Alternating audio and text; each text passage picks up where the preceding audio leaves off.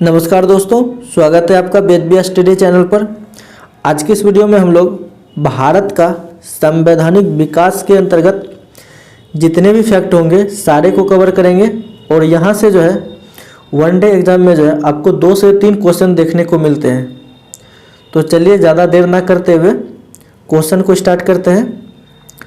भारतीय संविधान के ऐतिहासिक विकास का काल जो है कब से प्रारंभ माना जाता है? तो ये आपका 1600 ईस्वी से जो है भारतीय संविधान का ऐतिहासिक काल माना जाता है, 1600 ईस्वी से। रेगुलेटिंग एक्ट कब पारित किया गया था? तो ये आपका 1773 ईस्वी में। सर्वप्रथम उच्च न्यायालय की स्थापना का प्रावधान जो है किस अधिनियम के द्वारा किया गया? तो आपका रेगुलेटिंग एक्ट 1773 के द्वारा। अगर आप इस वीडियो को देखते भी रहेंगे तो आपको बहुत सारे जो है इसमें जो फैक्ट दिए गए हैं सारे आपको जो है याद हो जाएंगे। किस अधिनियम के द्वारा जो है भारत के गवर्नर जनरल को अध्यादेश जारी करने की शक्ति प्रदान की गई? तो आपका भारतीय परिषद अधिनियम 1861 के द्वारा। भारत के गवर्नर जनरल को किस एक्ट के द्वारा अपनी समिति के निर्णय को अस्वीकार करने के अधिकार मिला हुआ है? तो ये आपका 1786 का अमेंडमेंट एक्ट। भारत के लिए सेक्रेटरी ऑफ स्टेट की नियुक्ति किस अधिनियम के अंतर्गत की गई है? तो सेक्रेटरी ऑफ स्टेट की नियुक्ति जो है वो आपका भारत सरकार अधिनियम 1858 के द्वारा किया गया है। किस अधिनियम के अधीन अप्रत्यक्ष निर्वाचन के सिद्धांत को मान्यता दी गई है? तो आपका भारतीय परिषद अधिनियम 1892 के द्वारा।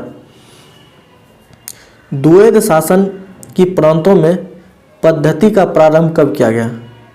तो द्वैध शासन का प्रारंभ जो है आपका 1919 ईस्वी में किया गया था।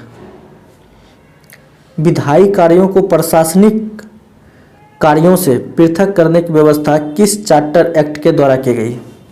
यानी कि विधायी कार्यों को जो है प्रशासनिक कार्यों से अलग करने की व्यवस्था जो है आपको किस चार्टर एक्ट के द्वारा किया गया था?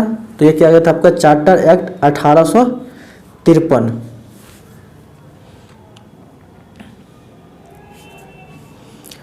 भारत में ईस्ट इंडिया कंपनी के शासन को किस अधिनियम के द्वारा समाप्त किया गया? तो ईस्ट इंडिया कंपनी के शासन को जो है आपका भारत सरकार अधिनियम 1858 के द्वारा जो है समाप्त किया गया था।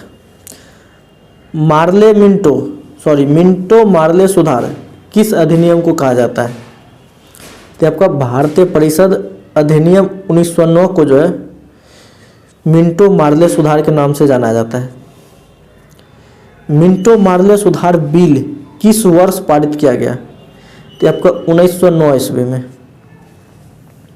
महारानी विक्टोरिया को भारत की सामग्री कब नियुक्त किया गया? तो आपका 1858 ईस्वी को।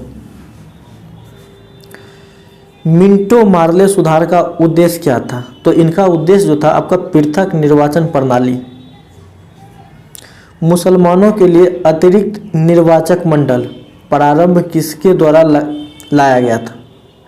तो मुसलमानों के लिए जो है अतिरिक्त निर्वाचक मंडल को जो है आपका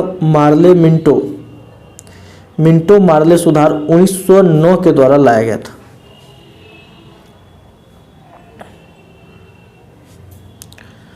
मॉन्टेग्यू चेम्सफोर्ड सुधार के प्रावधानों का क्या सार था? तो इनका सार था कि प्रांतों में दोहरा शासन हो। भारत में संघीय व्यवस्था के लिए किस अधिनियम में पहली बार उल्लेख किया गया? तो ये क्या गया था आपका भारत सरकार अधिनियम 1935। किस अधिनियम के तहत अखिल भारतीय महासंघ स्थापित करने का प्रावधान किया गया था? तो ये आपका भारत सरकार अधिनियम 1935 के द्वारा। किस अधिनियम के तहत प्रत्यक्ष निर्वाचन सिद्धांत को मान्यता दी गई? ये भी आपका भारत सरकार अधिनियम 1919 के द्वारा ही। सर्वप्रथम संविधान सभा के गठन का आश्वासन किस प्रस्ताव के द्वारा दिया गया? तो ये दिया गया आपका क्रिप्स योजना।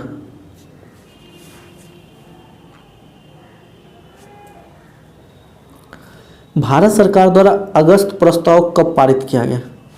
तो अगस्त प्रस्ताव जो है ये आपका 8 अगस्त 1940 को पारित किया गया था। राजगोपालाचारी फार्मूला कब प्रस्तुत किया गया? तो ये आपका 10 जुलाई 1944 को जो है राजगोपालाचारी फार्मूला प्रस्तुत किया गया था। चलिए आगे देखते हैं, अधिशासी परिषद के गठन का प्रस्ताव जो है किस योजना के अंतर्गत दिया गया? तो आपका बेबेल योजना के अंतर्गत। कैबिनेट मिशन की 3 सदस्य कौन कौन थे? तो कैबिनेट मिशन के 3 सदस्य में आपको स्टैनफोर्ड क्रिप्स, एवी अलेक्जेंडर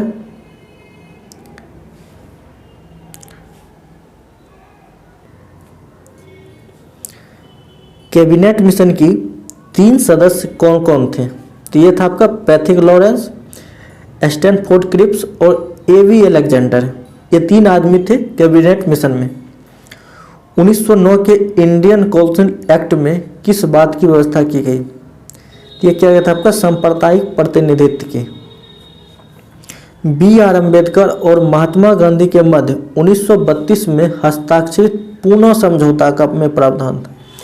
यहाँ कहा रहता है कि बी आर अम्बेडकर और महात्मा गांधी के बीच में जो है 1932 में जो पुनः समझौता हुआ था उसमें क्या प्रावधान था? तो उसमें आपका जो था हरिजनों के लिए आरक्षण एवं संयुक्त निर्वाचन क्षेत्र की व्यवस्था। भारतीयों को वर्ष 1947 में सार्वभौम सत्ता सौंपने की योजना जो है किस नाम से जानी गई है? तो ये आपका माउंटबेटन योजना।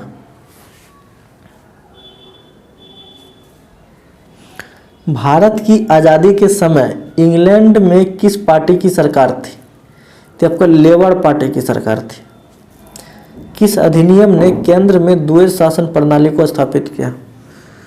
तो द्वैध शासन प्रणाली की स्थापित वो आपको भारत सरकार अधिनियम 1935 के द्वारा किया गया था।